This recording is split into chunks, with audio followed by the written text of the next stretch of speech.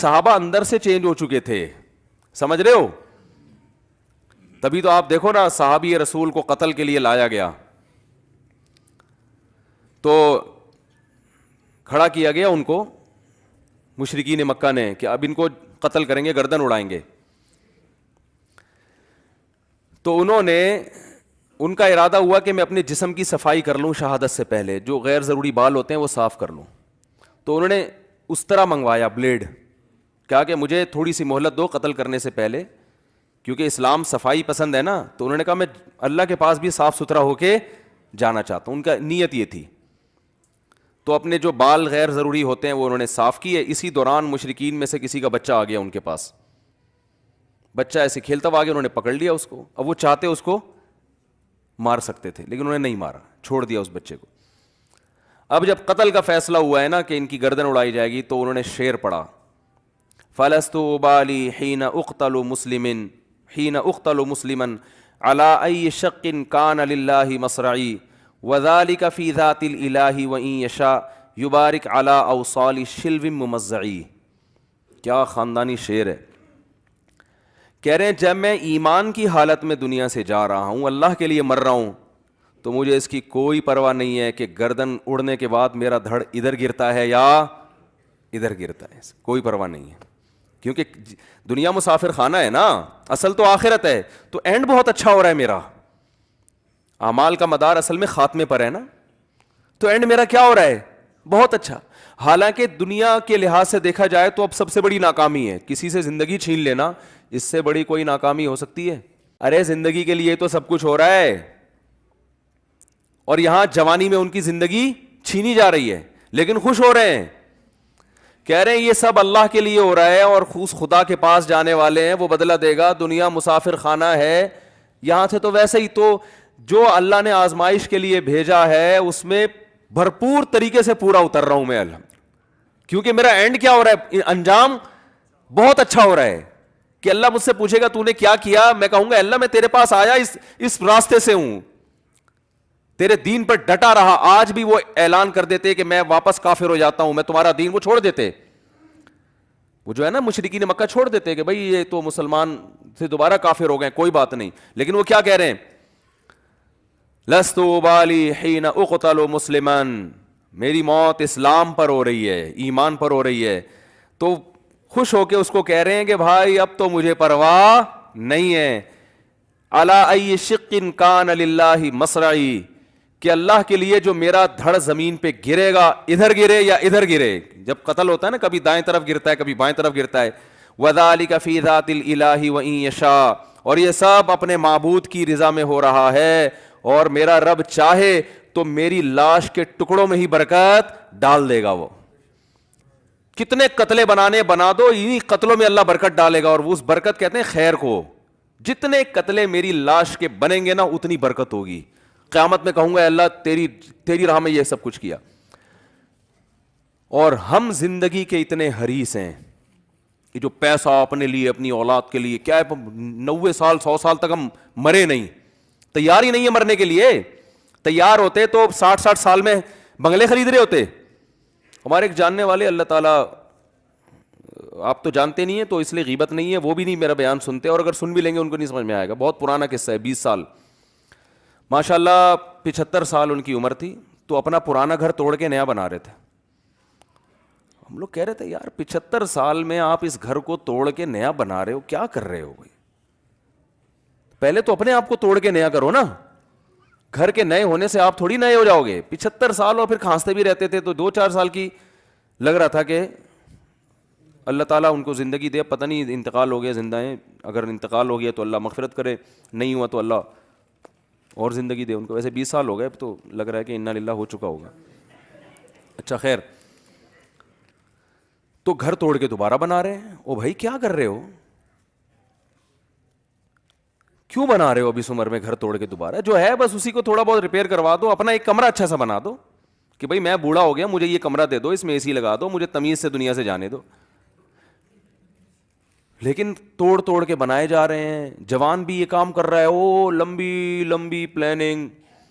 تو اسلام چاہتا ہے آپ اندر سے کیا ہو جائیں, چینج. اس دنیا سے دل لگانا چھوڑ دیں, اس کو مسافر خانہ سمجھیں. او بھائی بیٹھے ہوئے اسٹیشن ہے, کبھی بھی بلاوا آ سکتا ہے. اور اس کو کراچی کا اسٹیشن سمجھیں آپ, پاکستان کا اسٹیشن, کیونکہ اگر آپ نے یورپ کا اسٹیشن سمجھا اس کو تو پھر اس میں یہ ہوگا جو ٹائم دیا اسی ٹائم پہ ٹرین آئے گی, اس میں یہ پرابلم ہو جائے گی. پاکستان کا اسٹیشن سمجھیں گے تو کسی بھی وقت ٹرین آ سکتی ہے اور کسی بھی وقت جا سکتی, کوئی ٹائم نہیں ہے. اور ٹرین میں کون سا آپ منزل تک پہنچ جائیں گے. کل وہ میرپور خاص سے کچھ لوگ آئے ہوئے تھے, انہوں نے بتایا کہ وہ ٹرین میں آگ لگی تھی نا ابھی, تو ان کے بہت سارے لواحقین اس میں جل گئے, اور 15 منٹ تک آگ لگنے کے بعد بھی ٹرین چلتی رہی ہے. لیکن نہ وزیر ٹرین سے کوئی پوچھتا ہے, وزیر ریلوے سے, کہ یار 250 لوگ کوئلہ بنے ہیں, بہت سے چھلانگے مار کے زمین پہ ہڈیاں ٹوٹ کے مر گئے, اس کا کون حساب دے گا؟ وہ جب زنجیر کھینچی ٹرین رکی کیوں نہیں؟ کوئی ہے پوچھنے والا؟ تو یہ جنت میں جائیں گے؟ بولو کسی نے وزیر ریلوے سے پوچھا کہ آگ لگی ہے 15 منٹ, چلو آگ لگ گئی, غلطی ہو گئی, کچھ بھی ہو گیا, اور پتہ چلا کہ وہ پنکھا جو تھا نا اس میں شارٹ سرکٹ ہو رہا تھا, پہلے سے کمپلین بھی ہوئی تھی کہ اس میں آگ لگ سکتی ہے, پھر بھی نہیں پرواہ کی گئی.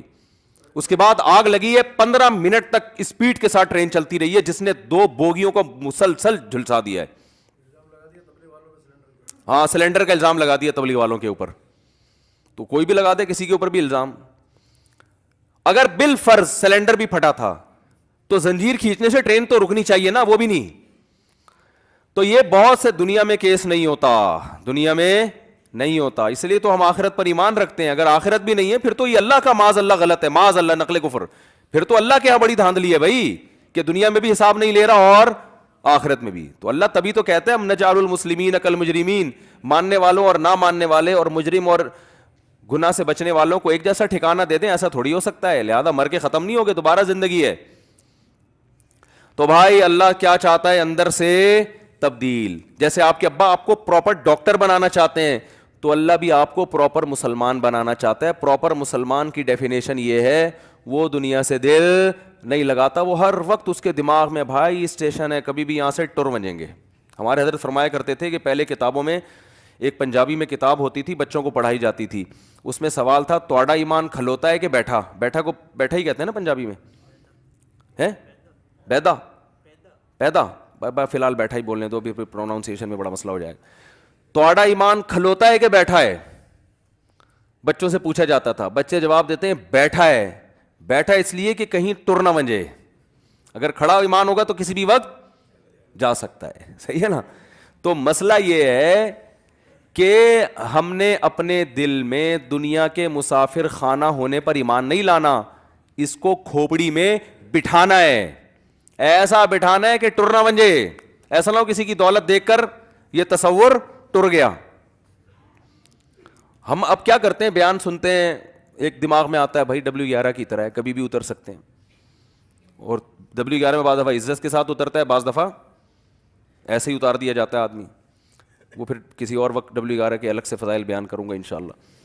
تو کسی بھی وقت جو ہے نا آدمی ٹر جاتا ہے. تو ایسا دنیا کے مسافر خانہ ہونے کو دماغ میں بٹھانا ہے کہ 2-4 بیان سن کے کہ ہاں جی مسافر خانہ ہے, تھوڑا سا دماغ نہ نہ نہ نہ, اس کو کھوپڑی میں انسٹال کر دینا ہے. ایسا انسٹال کرنا ہے کہ ہر وقت یہ خیال آئے بھائی رہنے کی جگہ بولو نہیں. تو ہم آخرت کے لیے پیدا ہوئے ہیں, دنیا کے لیے تھوڑی پیدا ہوئے ہیں, تو آخرت کے لیے. تو جب بار بار یہ ہوگا تو پھر پیسے جب جمع کرنے کا خیال آئے گا, ابے بھائی یہاں سے تو جانا ہے یار, یہ پیسے آخرت کے بینک میں کیوں نہیں رکھوا دیتے؟ دیکھو امریکہ سے کما کے لوگ یہاں بھیجتے ہیں کہ یار بڑھاپے میں ادھر ہی پاکستان ہی آنا ہے نا, تو یہاں کوئی انویسٹمنٹ کرو. ایک صاحب امریکہ میں تھے, کہہ رہے تھے میں نے چونکہ آنا پاکستان ہے تو 6-7 دکانیں خرید لی انہوں نے پاکستان میں, کہ جب آؤں گا تو یہاں کوئی انویسٹمنٹ ہو نا. تو جب ہم نے جانا آگے ہے تو وَلْتَنْظُرْ نَفْسٌ مَا قَدَّمَتْ لِغَدٍ, اللہ فرماتے ہیں پھر دیکھو کل کے لیے کیا کر رہے ہو تم, کل کے لیے کیا کتنی انویسٹمنٹ کی آگے.